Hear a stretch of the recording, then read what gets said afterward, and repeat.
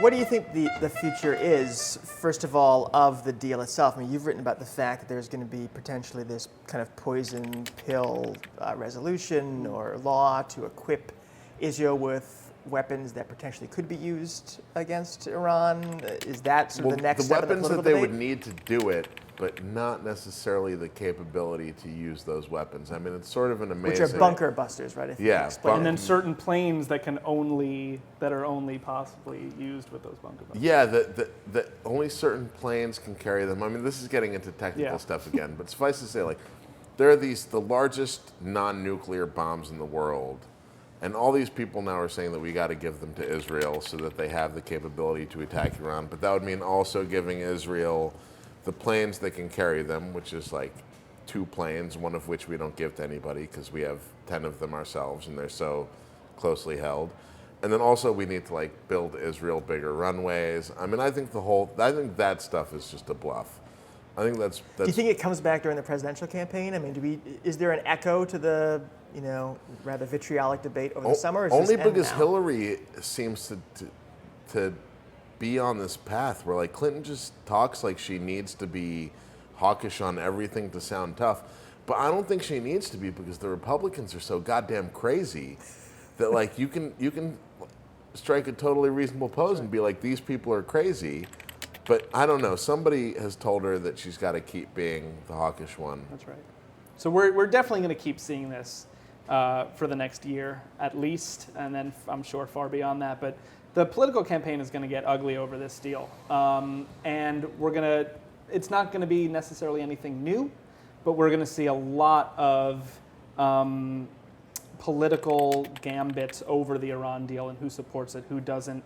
Obviously, we see from the Republican side that if you support this deal, you clearly just want to hand over nuclear weapons to the Ayatollahs. No, you want a nuclear holocaust. Oh, right. I forgot what Trump said. But then the Democrats need to strike a different, again, more hand-wringing, this is the best we can do for now.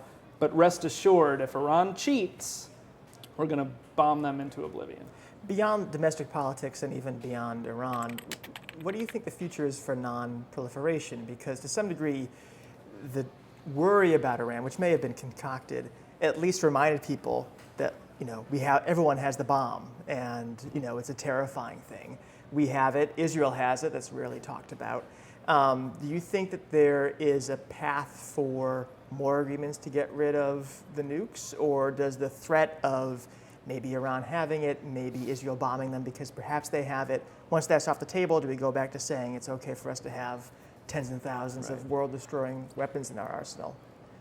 Is there any potential for conversation on that? Yeah, I mean, I think that something that is also lost in the echo chamber of what we hear about Iran and the nuclear issue is that for decades now, Iran, as well as many other nations, have supported a nuclear weapons-free zone in the Middle East, have supported this, I mean, strongly. And the reason why this never gets off just this kind of draft table is because the United States refuses to consider that as a legitimate option simply because Israel has nuclear weapons.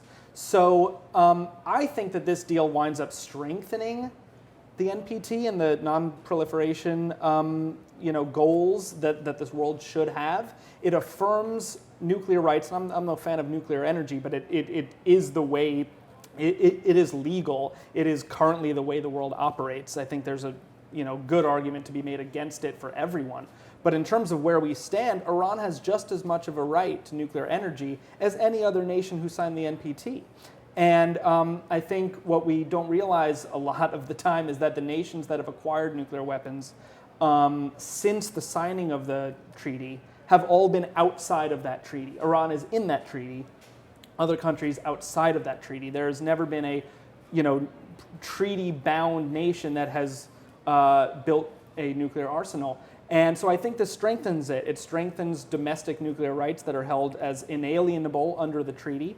And I think that as a non-proliferation accord, technically it's extremely sound, as you don't have to take my word for it. There are nuclear experts that have said this for a long time now. Well, let's drink to that. Cheers, Death to guys. nukes. Yeah. Down with nukes. Oh, we're drinking against nukes?